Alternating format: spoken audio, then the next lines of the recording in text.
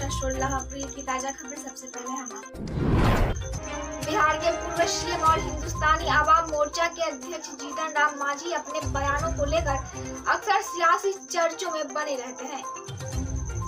मांझी ने एक बार फिर से भगवान राम को लेकर बयान दिया है। उन्होंने एक बार फिर से कहा कि मैं गोस्वामी तुलसीदास और वाल्मीकि को मानता हूँ, लेकिन राम को मैं नहीं मानता हूँ।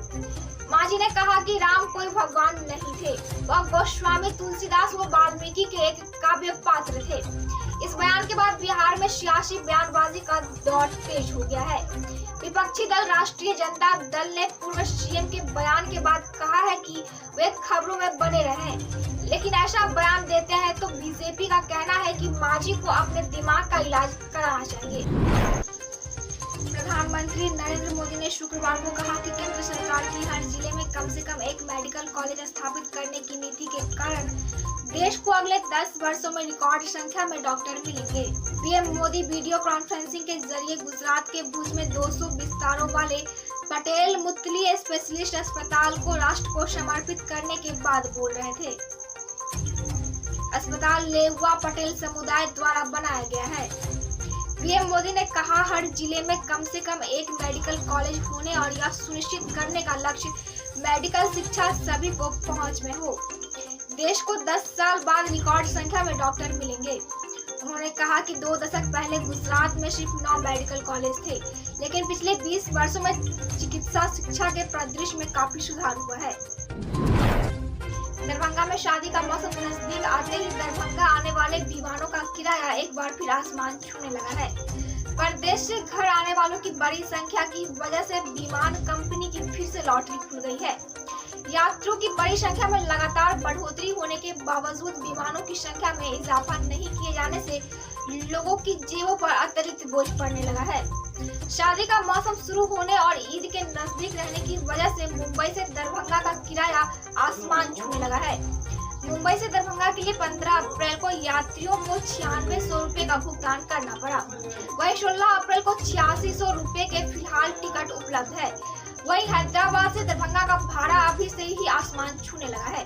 इसे देखते हुए अंदाजा लगाया जा रहा है कि अगले कुछ दिनों में भाड़ा 15,000 के पार चला जाएगा। उपराष्ट्रपति एम वेंकैया नायडू एवं उनकी पत्नी उषा नायडू उत्तर प्रदेश प्रवास के दौरान शुक्रवार को रेलगाड़ी से धार्मिक नगरी अयोध्या के लिए रवाना हो गए। प्रदेश की राज्यपाल आनंदीबेन पटेल, मुख्यमंत्री योगी आदित्यनाथ और उप मुख्यमंत्री केशव प्रसाद मौर्य एवं ब्रजेश पाठक ने लखनऊ के चारबाग रेलवे स्टेशन पर उपराष्ट्रपति दंपति को विदा किया। उपराष्ट्रपति कार्यालय ने लखनऊ से नायडू के अयोध्या रवाना होते समय की तस्वीर ट्विटर पर साझा करते हुए यह जानकारी दी। बिहार के मुख्यमंत्री नीतीश कुमार की सुरक्षा में लगातार हो रही चूक के बाद अब उनकी सुरक्षा व्यवस्था में बदलाव किया गया है। हाल ही में सीएम पर बख्तियारपुर में हमले की कोशिश की गई थी।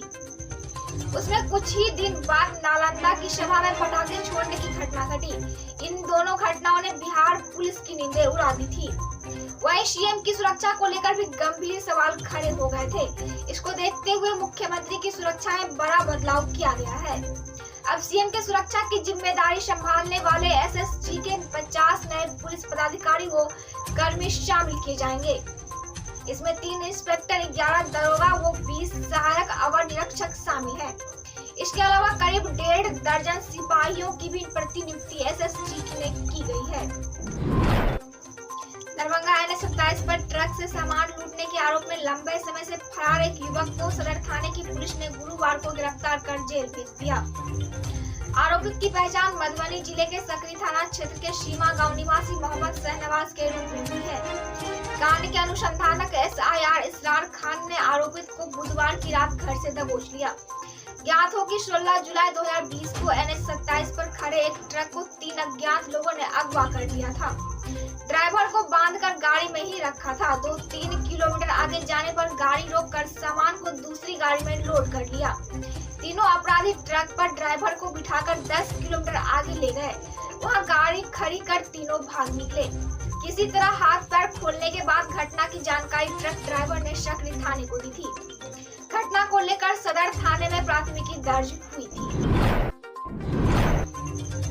नवादा शहर में बुधौल स्थित जिला बाल सुधार गृह में शुक्रवार की सुबह एक किशोर ने गले में रस्सी का फंदा लगाकर आत्महत्या कर दी है। किशोर गया जिले के मोहनपुर थाना क्षेत्र के लहरा गांव के रंजीत सिंह का बेटा शनि कुमार है। शुक्रवार की सुबह रिमांड होम में रह रहे कुल 36 किशोरों की गिनती हो रही थी, तो उस दौरान एक संख्या कम मिली। आंगन फानन में खोजाबानी होने लगी तो बगल में जेसीबी के बन रहे कमरे के पंखे में उत्तर किशोर कुमार का शव लटका मिला।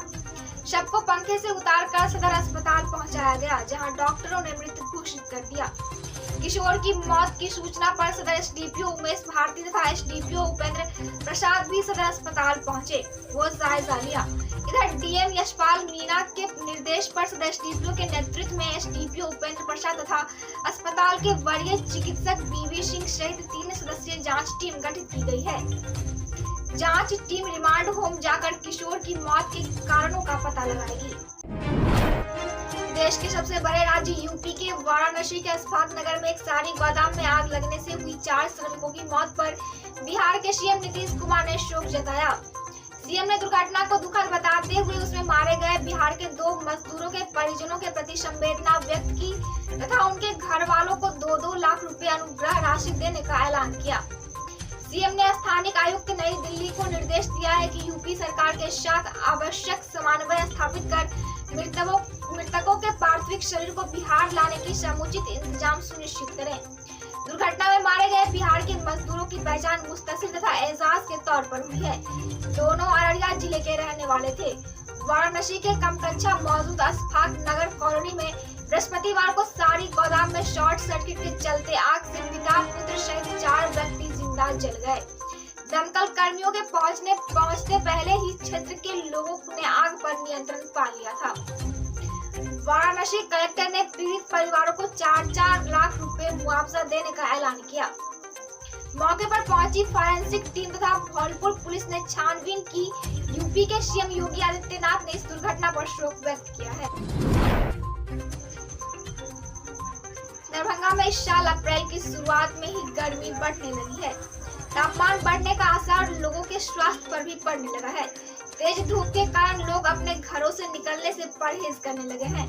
कामकाजी लोगों के अलावा बाजार हाट में खरीदारी करने वाले धूप व गर्मी की वजह से सुबह शाम ही घर से निकल रहे हैं। हीट वेव को देखते हुए विद्यालयों को भी मॉर्निंग कर दिया गया है, लेकिन जिले में अभी भी आंगनबाड़ी केंद्र सुबह 9 बजे से दोपहर 1 बजे तक चलाए जा रहे हैं।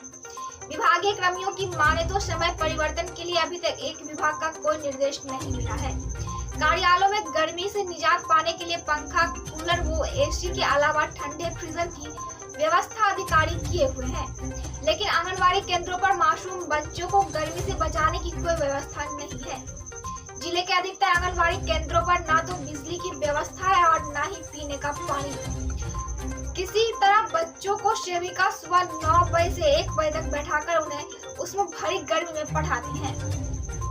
ज्ञात हो कि जिले में कुल 4333 आंगनबाड़ी केंद्र संचालित हैं। इनमें 651 केंद्रों का अपना भवन है। बिहार में वीर कुंवर सिंह की जयंती पर भाजपा फहराएगी एक साथ 75,000 तिरंगे। गिनती वर्ल्ड रिकॉर्ड में पाकिस्तान छूट जाएगा पीछे। 23 अप्रैल को स्वतंत्रता सेनानी वीर कुंवर सिंह की जयंती पर गिनीज वर्ल्ड रिकॉर्ड बनाने की तैयारी है। भाजपा इस दिन 75,000 तिरंगे एक साथ फहराने की कर रही है तैयारी। फिलहाल सबसे बड़ी संख्या में एक साथ राष्ट्रीय ध्वज फहराने का रिकॉर्ड पाकिस्तान के नाम है। कुंवर सिंह की जयंती हर साल राज्य सरकार द्वारा आयोजित की जाती थी। हालांकि इस बार आयोजन केंद्रीय गृह मंत्री अमित शाह की उपस्थिति में केंद्र द्वारा आजादी के अमृत महोत्सव के हिस्से के रूप में किया जा रहा है। उत्तर भारत के ज्यादातर राज्यों में भीषण गर्मी पड़ रही है। दिन के समय तेज धूप जैसे आसमान से आग बरसा रही है। बढ़ते तापमान के साथ लू के थप्पड़ों से भी लोग परेशान हैं। भारतीय मौसम विज्ञान विभाग के मुताबिक पूर्वी राजस्थान, मध्य प्रदेश, झारखंड, गुजरात, पंजाब, हरियाणा, चंडीगढ़ और दिल्ली के अलग अलग हिस्से में भीषण लू चलने की संभावना है। बिहार के कटिहार से झारखंड के देवघर जा रही एक स्कॉर्पियो मोहनपुर थाना अंतर्गत जमुनिया के पास भीषण हादसे का शिकार हो गई। इस हादसे में गाड़ी में सवार 6 लोगों में 4 लोगों की मौत हो गई। सभी लोग गाड़ी में सवार होकर बाबा धाम जा रहे थे। अचानक रास्ते में चालक को नींद आ गई और झपकी लेने के दौरान गाड़ी अनियंत्रित होकर सड़क किनारे एक पेड़ में टकरा गई। जानकारी के मुताबिक शुक्रवार को बिहार के कटिहार से कुछ लोग स्कॉर्पियो में सवार होकर झारखंड स्थित बाबा धाम जा रहे थे। गाड़ी देवघर के मोहनपुर क्षेत्र तक पहुंच चुकी थी। अचानक तेज रफ्तार से आ रही स्कॉर्पियो सड़क किनारे एक पेड़ से टकरा गई, जिसके बाद यह दुर्घटना ग्रसित हो गई। अब मुझे दीजिए इजाजत, मिलेंगे कल की नई खबरों के साथ। तब तक आप देखते रहे हम।